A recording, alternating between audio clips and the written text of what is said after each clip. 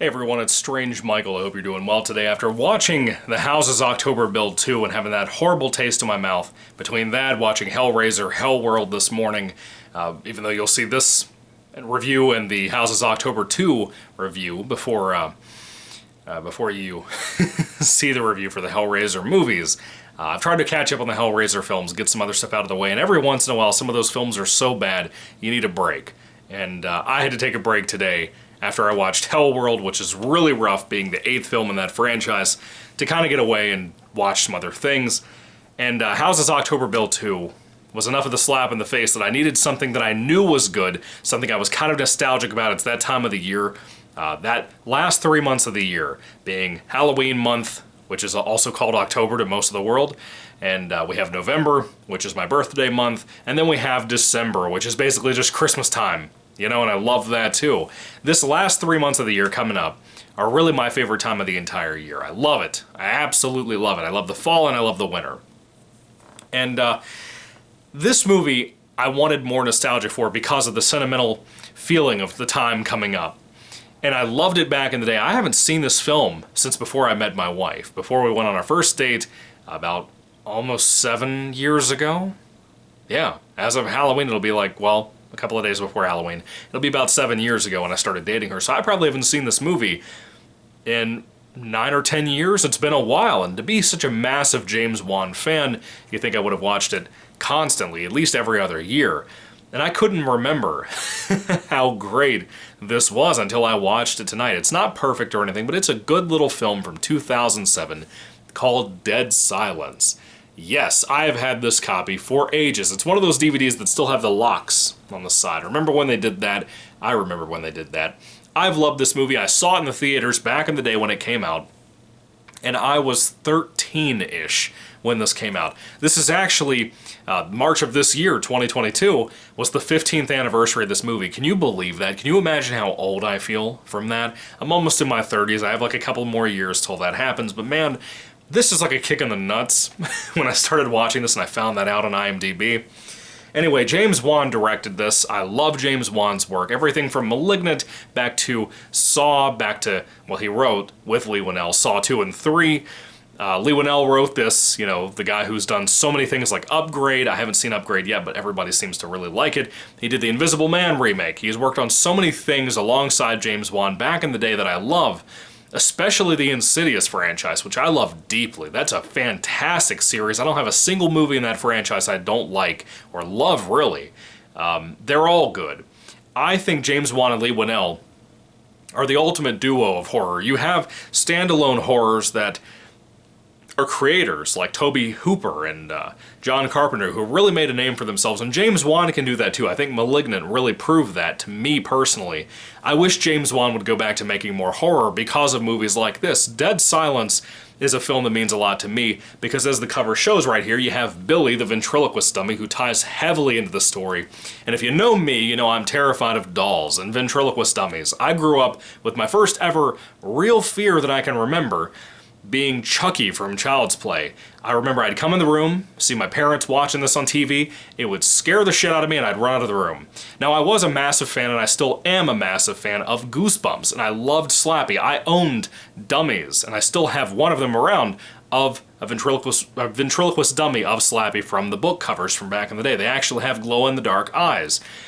I'm a big fan of that, and the older I've gotten, the more I love ventriloquist dummies. And when I would see things like the Anthony Hopkins movie Magic, which I own that and its book it's adapted from, when I would see things like that, or that old Twilight Zone episode about the ventriloquist dummy, or when I would see something like this, it really got to me. And Dead Silence is not only scary, but if you have a fear of dolls and old ladies and just gothic movies that feel like that Sleepy Hollow film from Tim Burton and has Johnny Depp in it and everything, if you love all that, you're gonna love this. It's just a magnificent little film for what it is. I'm not sure where it stacks up against something like Malignant for me, but it's so a product of its time in so many ways.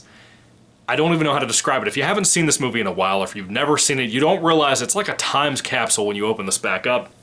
It's like watching the first Saw film or the Saw franchise all over again, no matter that they're still coming out.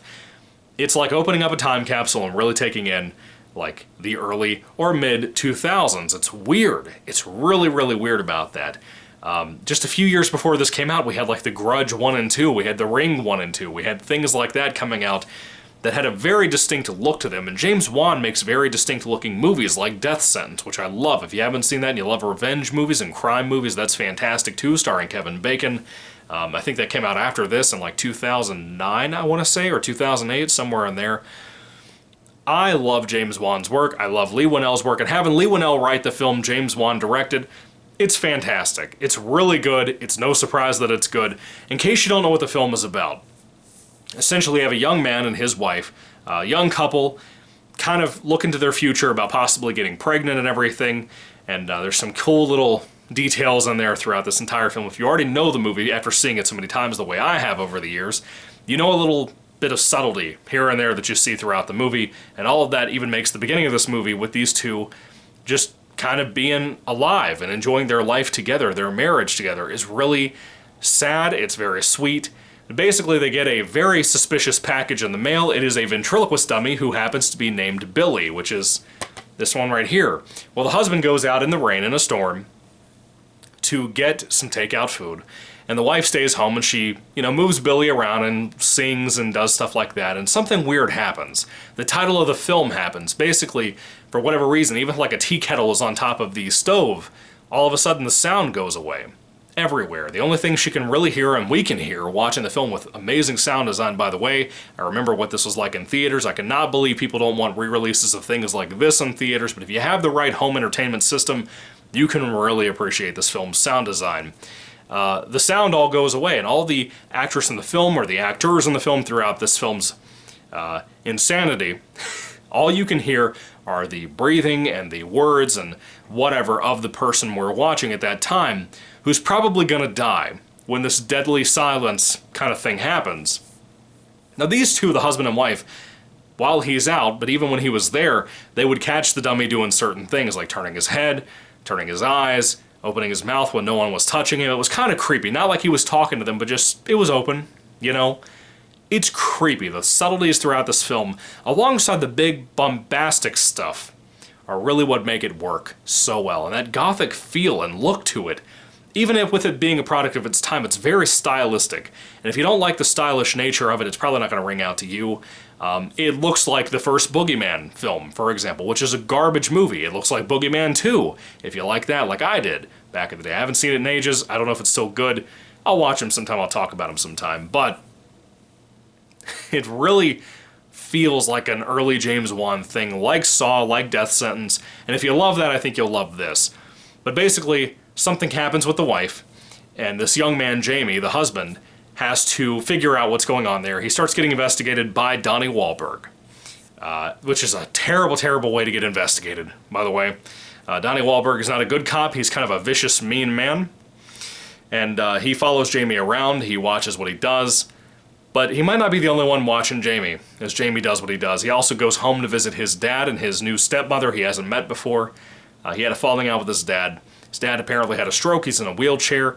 And there's some great stuff that comes out of that in this movie. There's some really great stuff that really just... It all is used to develop Jamie.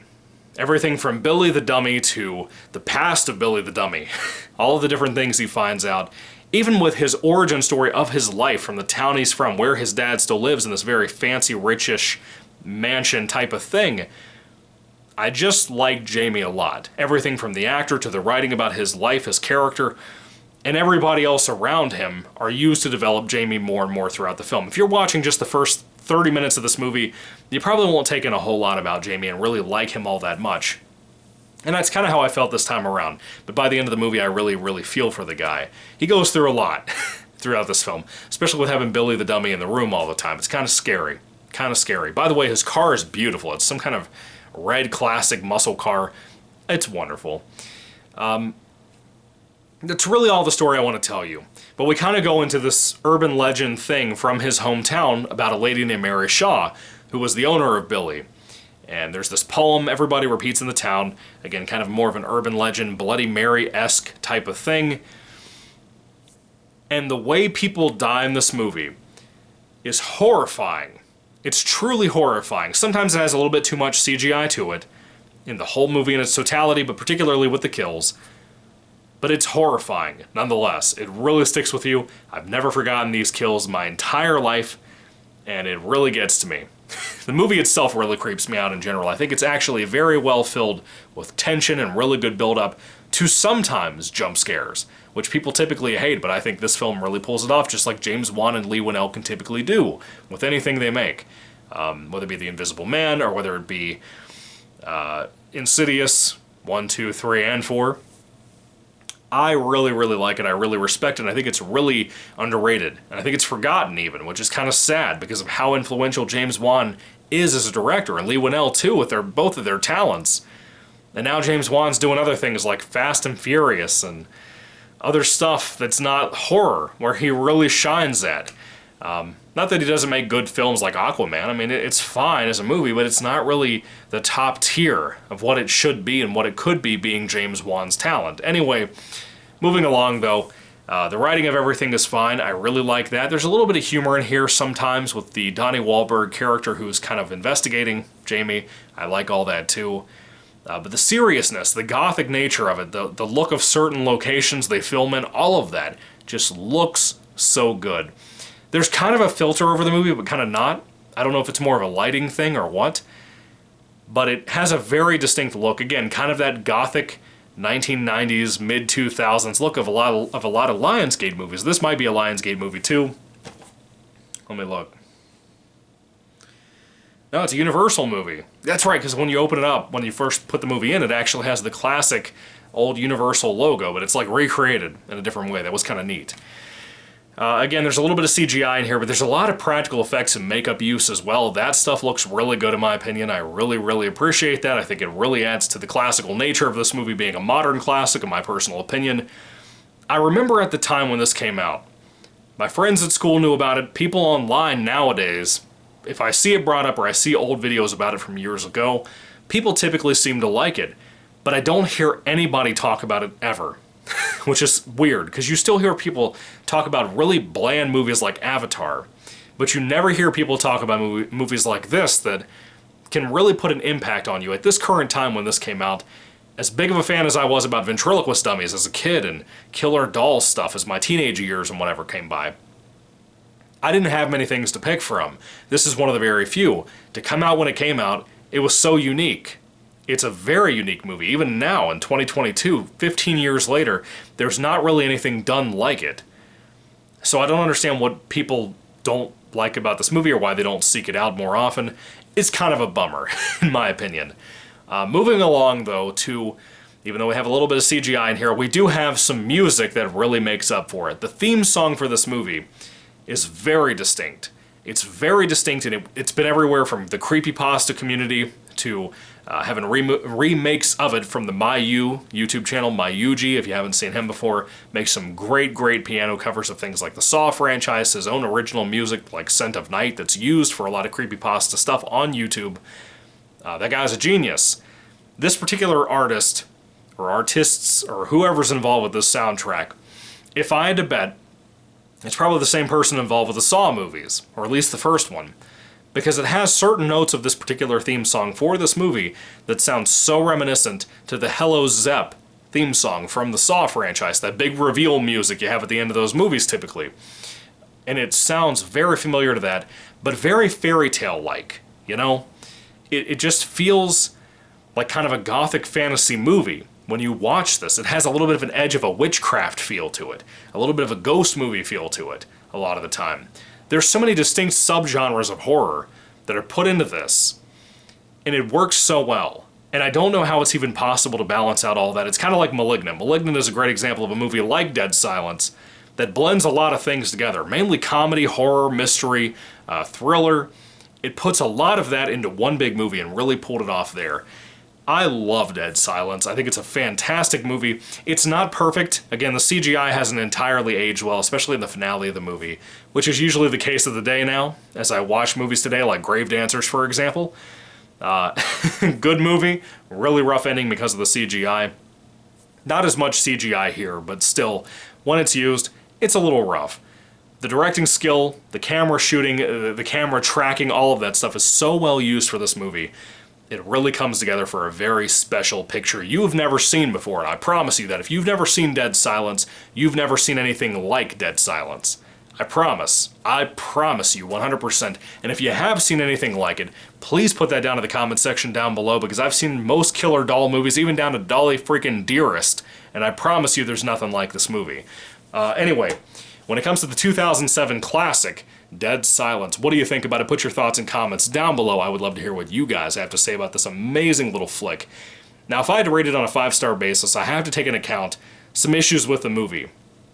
Some things that I think are strong enough they affect it. If you had asked me about this movie before I rewatched it tonight, I would have given it my highest rating, easily. But for right now, I have to give it a 4 out of 5 stars. It's fair, I think it's very easy. My nostalgia wants to give it a 5 out of 5, because I love it deeply, it's fun to watch. I have so many memories of going to the theaters and whatever with my mom to see this, watching it over and over again over the years with her, and yet, it's just a 4 for me. It just doesn't hit a 5 anymore. It's a 4. It has issues. There's nothing wrong with it. I still love the movie deeply. It's one of my favorite movies of all time in the horror genre of movies, for that matter. But it doesn't hit a 5 anymore. I'm sorry, it just doesn't for me. But I would love to hear what other people have to say down in the comments section down below about Dead Silence. I think it's really underrated. I think it's forgotten, like I said, and I would love to see more people talk about it. Anyway, what are your thoughts about it? Put it down in the comments section down below. As I said, thank you guys for watching. God bless you all, and goodbye.